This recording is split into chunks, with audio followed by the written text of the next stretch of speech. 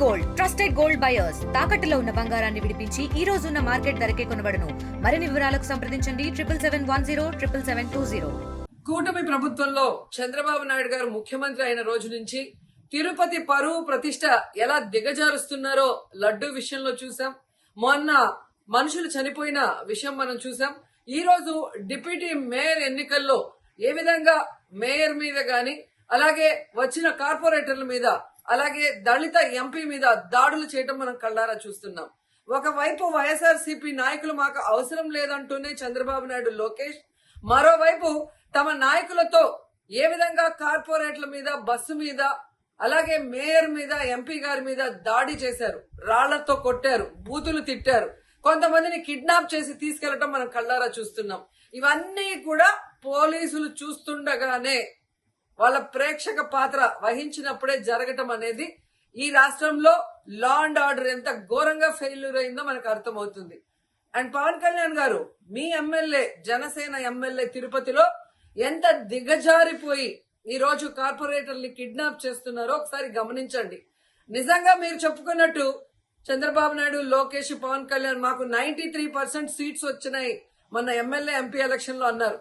మీది ఈవీఎం గెలుపు అని అందరూ కూడా అనుకున్నారు. అదే నిజం అనేది ఇక్కడ మళ్ళీ ప్రూవ్ అయింది. ఎందుకంటే నిజంగా ప్రజల ఓట్లతో మీరు 93% సీట్లు సంపాదించుంటే ఈ రోజు ఒక డిప్యూటీ మేయర్ పోస్ట్ కి ఇంత రాద్ధాంతం చేసి ఈ విధంగా రౌడీజం, గుండాయిజం చేసి కిడ్నాప్ చేయాల్సిన అవసరం ఉందా అని నేను అడుగుతున్నా. మీకు దమ్ము ధైర్యం ఉంటే, ప్రజలు మీ పక్షాన ఉన్నారు, మీ ప్రభుత్వం సక్రమంగా పనిచేస్తుంది, ఇచ్చిన హామీలు నెరవేరుస్తుంది అని మీరు నమ్ముంటే ఈ కార్పొరేటర్లతో రాజీనామా చేయించి మీ గుర్తు మీద గెలిపించుకొని మీరు ఎన్నికలు జరిపించుంటే ప్రతి ఒక్కరు మిమ్మల్ని శభాష్ ఉంటారు. కానీ ఇక్కడ జరిగే ఒక డిప్యూటీ మేయర్ ఎన్నికలకే ఈ విధంగా ఒక మహిళని చూడకుండా మేయర్ ని ఏ విధంగా హ్యూమిలేట్ చేస్తున్నారు, ఆమె మీద దాడి చేస్తున్నారు. అలాగే ఒక దళిత ఎంపీ గురుమూర్తి గారి మీద ఎలా బూతులతో తిట్టి దాడి చేస్తున్నారో టీవీలో అందరూ గమనిస్తున్నారు. సో మీరు ఫెయిల్యూర్ అయ్యారు. ఈ 7 నెలల కాలంలో ప్రజలు మిమ్మల్ని అసహించుకుంటున్నారన్న విషయం తెలిసి ఇలా దిగజారుడు రాజకీయాలు, రౌడీ రాజకీయాలు చేయాలనుకోవటం నిజం కాదా నేను అడుగుతున్నా.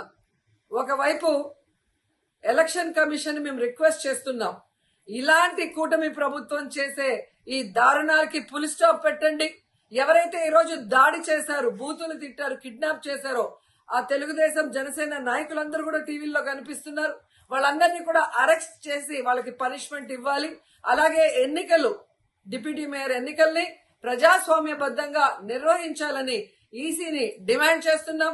అలాగే చంద్రబాబు నాయుడు, లోకేష్, పవన్ కళ్యాణ్ కి తెలియజేసుకుంటున్నాం, మీకు ప్రజల పక్షాన నిలబడి ప్రజలకి మంచి చేశాము అన్న నమ్మకం ఉంటే మీకోసం ఎవరైనా వస్తే వాళ్ళతో రాజీనామా చేయించి మీ పార్టీ గుర్తు మీద మీరు ఎన్నికలకి వెళ్ళండి.